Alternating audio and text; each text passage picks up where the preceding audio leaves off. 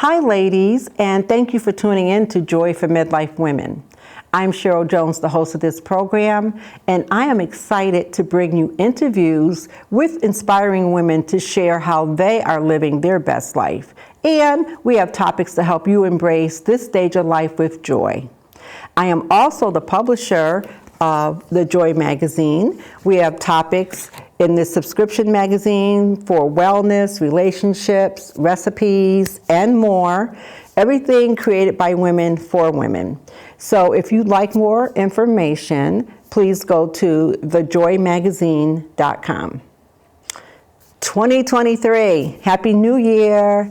I wish you blessings in this new year and that your year is filled with love, hope, and joy every day. I want to thank all the team here at CBC for making this program possible and for renewing this program for another year. This program exists to inspire women to live their best lives, and that is not possible when women are highly affected by food insecurity. I'm sure you've heard the statistics in America that 1 in every 5 households face some form of food shortage. This is my topic, food insecurity, today. I was shocked when I read a brochure from the Connecticut Loaves and Fishes. There was information here about women are at the greatest risk. I want to read something to you.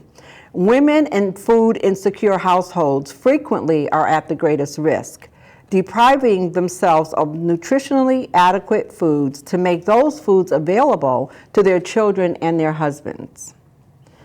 My guest today is the executive director of Loaves and Fishes in Connecticut, and her name is Maya Matthews.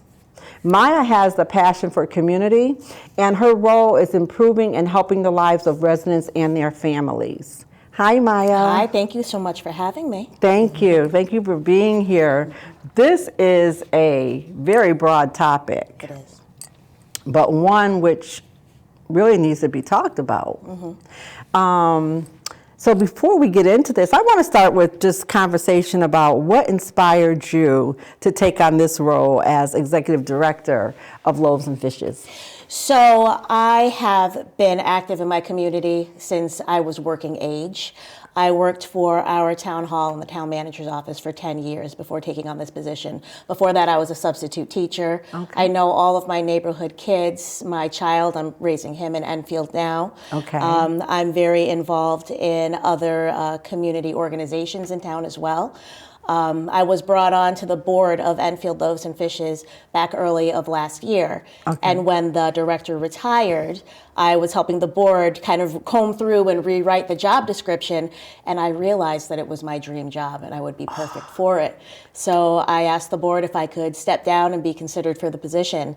It's really right in my neighborhood. Enfield Loaves and Fishes is 6 minutes away from my house.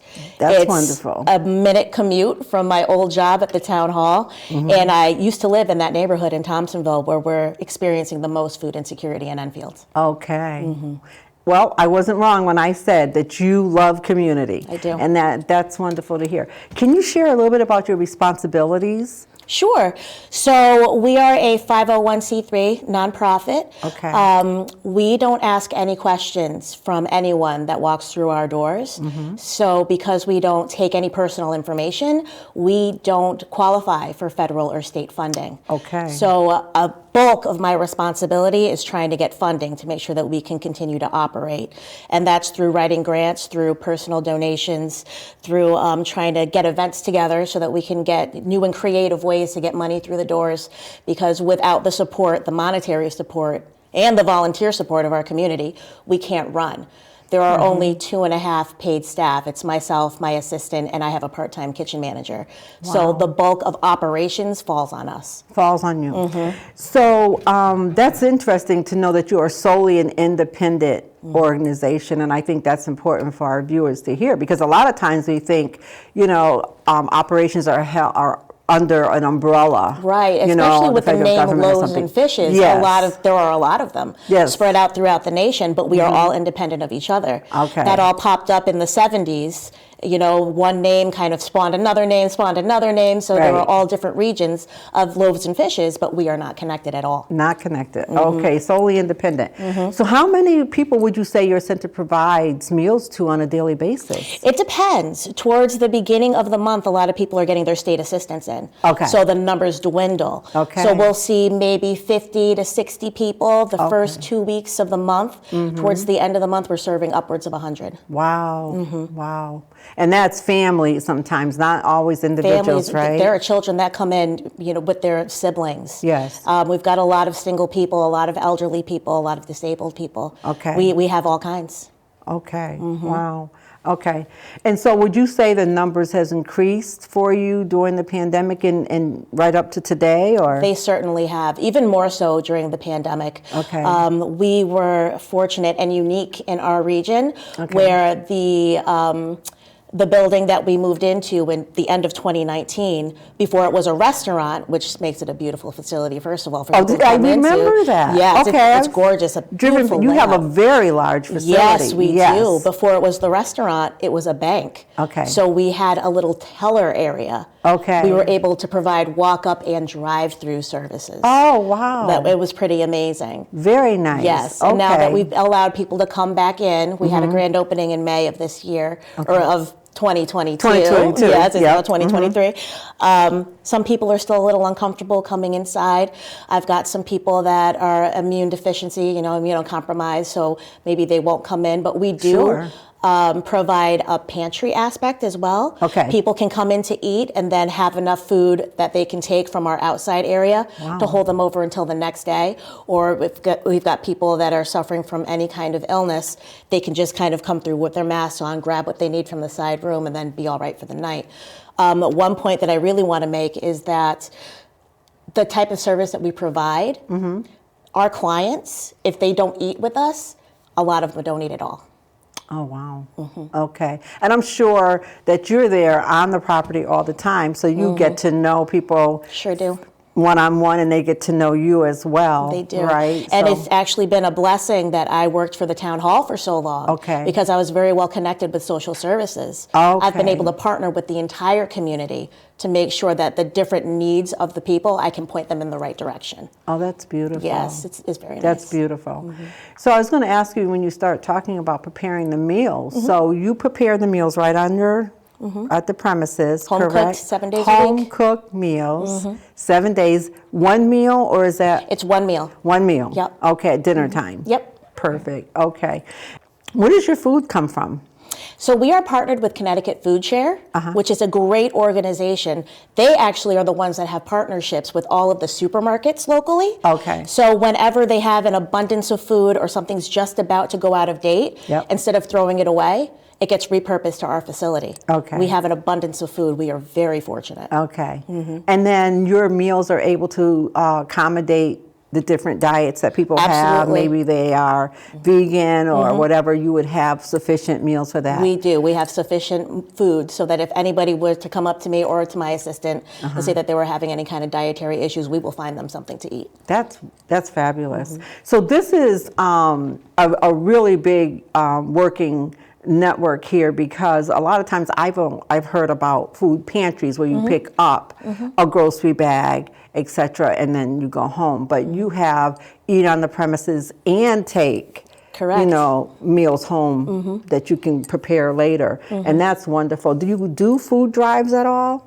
Sure. Is that one of your things that you do? Yep. We'll either put on some ourselves, or so Enfield Loaves and Fishes is going to be celebrating its 40th anniversary this year. Okay. We are very well known in the community. I have a lot of school groups, organizations, businesses that will reach out to me and ask if they can put on a food drive specifically for us. That's wonderful. It is wonderful. Good. Very Great good. community. Okay. So what about volunteers? Because you said you only a few paid staff, 3 paid staff, so you must work with a lot of volunteers. We have an email list of active volunteers of over 100. Excellent. It's amazing. Okay. Yes. Yeah. Yes. So even we if are it's just volunteer-run. volunteers, you are running a pretty big ship Yes, there. we are. Yes, we are. A lot of Okay. hands. A lot of hands. A lot of hearts. But a lot of hands go into serving the community. We need every single one of them. And I was in there, and as I sat there and looked around, it just felt so comfortable and relaxing. And I was sharing that, you have the table set up with the tablecloths and decorations and everything, but then you also had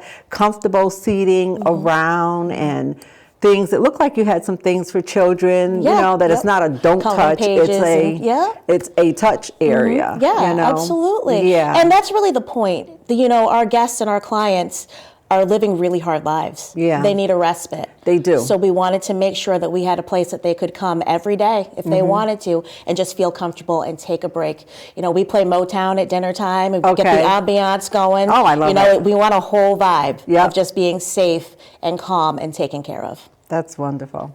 That's exactly what is helpful and needed in the community. So let's talk about budget, because I know this is an enormous task.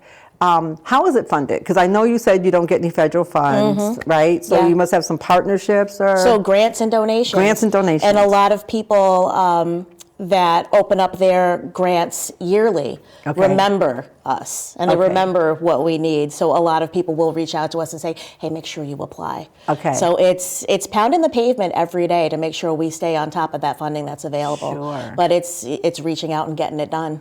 Okay. So I know that, many families that can afford make donations, and whether we're making donations at church or we're making donations around, we want to remember Enfield Loaves and Fishes. So how would someone donate, just like me? How would we donate? We've got many different ways. A few little pennies that we can put. Sure, and every little penny counts. Okay. So if you visit our website, www.enfieldloavesandfishes.org, we have our PayPal's there, our Venmo, our address. If you wanted to send us a check, you can stop in at any time and donate if you just wanted to donate face-to-face. We try to make it very easy so that there's any way you could donate. Also follow us on social media because sometimes we'll have like a Giving Tuesday fundraiser, or my assistant had put together a Give Up Your Cup fundraiser. Instead of buying a cup of coffee that day, how about you donate $2.50 to Loaves and Fishes? Any little bit. Yep.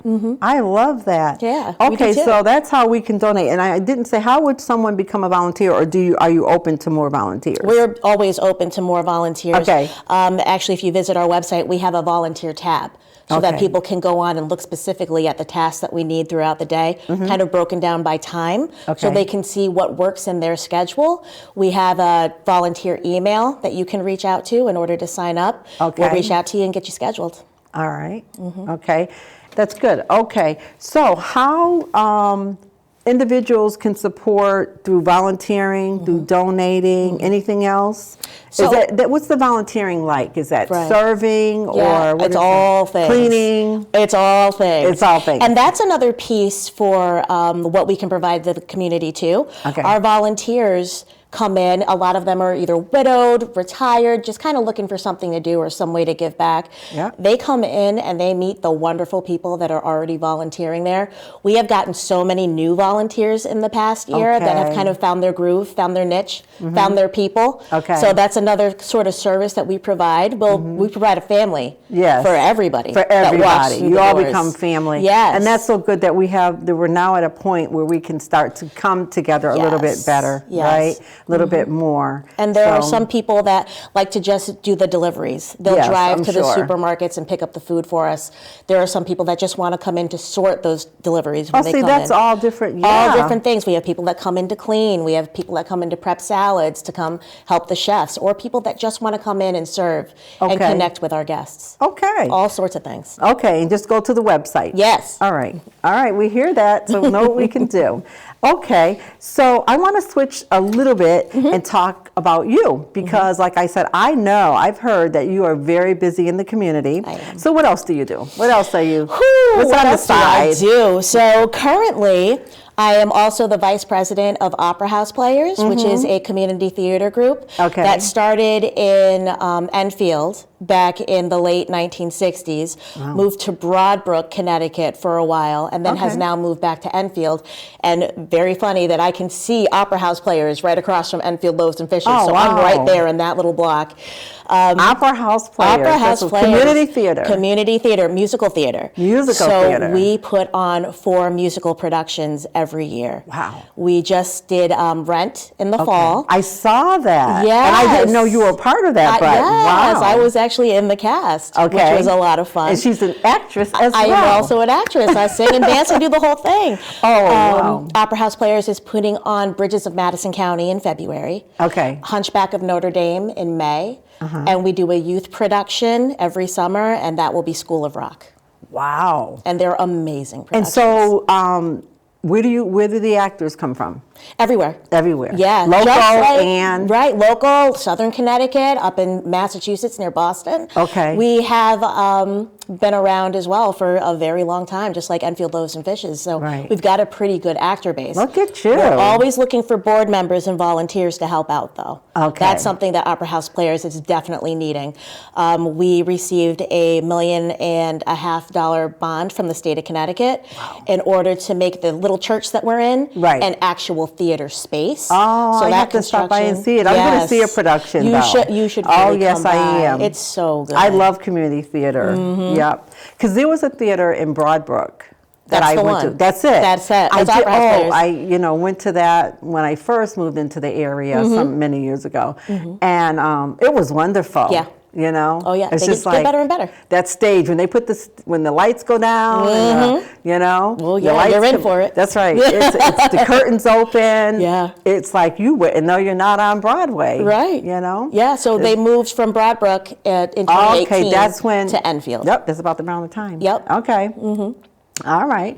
So, what else would you like to share? What else do you want to tell our viewers? What else? So, because I am very involved in the community, like we were saying, I am also on the gala committee for the Connecticut Science Center. Okay. So we get together every March, April to put together their biggest fundraiser of the year. Okay. In October is usually when it is. Okay. And being involved in Opera House Players, I was able to partner Opera House and the Science Center up for this past gala. We had done Little Mermaid for the youth production last we missed summer. that. Oh. It was so good. I bet it was. But we had to find a place to put our set pieces for a couple of months. The Connecticut Science Center, the theme for their dinner service at the gala was Under the Sea. Okay. So the Opera House Players set pieces made it over to Made it over Connecticut there. Science Center, which was great. What a wonderful connection. Isn't that something? Yes. So those are the kind of partnerships that I want to make. Oh, for sure. Yes. Yes. That's what I'm focused on. So what are you envisioning things right now for what's going to happen this year? Yes. Yeah, Working this on summer that. should be fun because do you know about the 4th of July celebration in Enfield?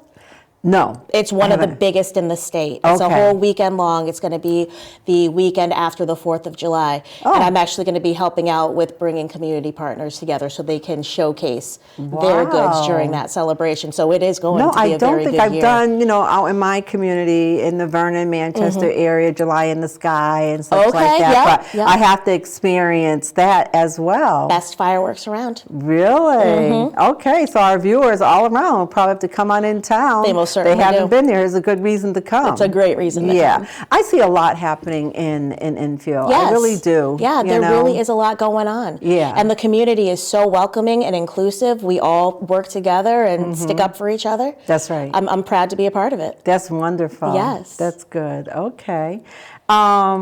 We have a little bit more time here. I'm so excited that you're here. And I really encourage the women that are viewing this program to just go on the website. Tell me that again. www.enfieldloavesandfishes.org, all one word. Okay. Just give Maya a call or email her so that you can be a part of that, because a lot of times we're at home and we're thinking, I wish I could do something. And this sounds like a wonderful volunteer opportunity. It really is. Opportunities and a sense of community. It is. And a good time. A good It's time. a good time. You feel good coming in and leaving. I can see that. I notice on here something it says, we serve every meal with dignity and respect in a nurturing environment. It's that nurturing environment that I'm I'm thinking about, and it sounds like it. It you have a is. wonderful personality, and I know Thank that you. that must be why you have people, because I think sometimes people are in need and they don't want to show that. It's very Is that true. right? It's very true. And that's why I'm really happy to have this opportunity as well, because the economy is in a tough spot. It and I is. know a lot of people are struggling. And I would like to see those people come in to our doors. That's right. Because we can help. And, you know, it's a prideful environment. You know, Yep. you can feel like you're coming in and being respected. There is no shame attached to coming into Enfield Loaves and Fishes. If you need a meal, pay your bills. Right. Come in and eat. That's right. That's what people have to do. I'm affiliated with a program, Circle of Moms, where we support, you know, moms that are single parenting and Yes. such like that, and maybe younger moms with limited resources. I've been and that so, mom. yeah, well, I think we all have at some Yeah. point, you know, women experiencing that. But what we have done is we've always had someone in our corner that could help us to That's right. give us that helping hand, you know. And so, and then what I find with the moms is they are often moving from one location to another. And to know that in Enfield there's a community. I know that these communities exist in the different towns, you know. Right. Right. But that we have to make sure that we can share this information with the moms so that they will feel comfortable to Yes. reach out. Absolutely. And then you also mentioned that you had other resources Yes. that you can share with them Yep, about, absolutely, right? absolutely. Yeah. And if anybody has a question or would like to see if this is really for them, they can give me a call, come in for a tour. I can Right. show them around, put them at ease, That's and then good. hopefully see them for dinner. Good. Now, what if there were any medical needs? Because I know that's the other concern that exists now is, you know, the medical environment. If you have families that come and, you know, got a sense that they needed some medical assistance, you have somewhere you can refer them to? I do, yes. Or, And yeah. like I said, I'm very connected with Enfield Social Services. We also have a warming center in town that's very well connected with 211. Oh, we need So, that right now. yes. We're in winter. Yes, we here in do. New England. Yep. Yep, and 211 is a great resource for all of those kinds of things as well. So I can definitely get them 211, a yep. case manager or some kind of social worker to get them in the right direction. Okay. All right. So, Maya, I thank you for bringing this very important conversation and sharing all this information with me and my viewers. Is there anything else that you'd like to say that we didn't talk about yet? Just that I'm very grateful for your time. Thank you for Okay. thanking me for this program. Oh, definitely. Definitely. Loaves and Fishes. I hope that my viewers are moved, ladies, to join volunteerism and broaden your impact in the community. Make some new friends. I want to leave this thought with everyone that the Bible tells us to inspire one another through love and good deeds. And here's an opportunity. That's it for today. I thank you for tuning into the program. And it's also available on YouTube on the Community Voice channel. And until next month, stay joyful.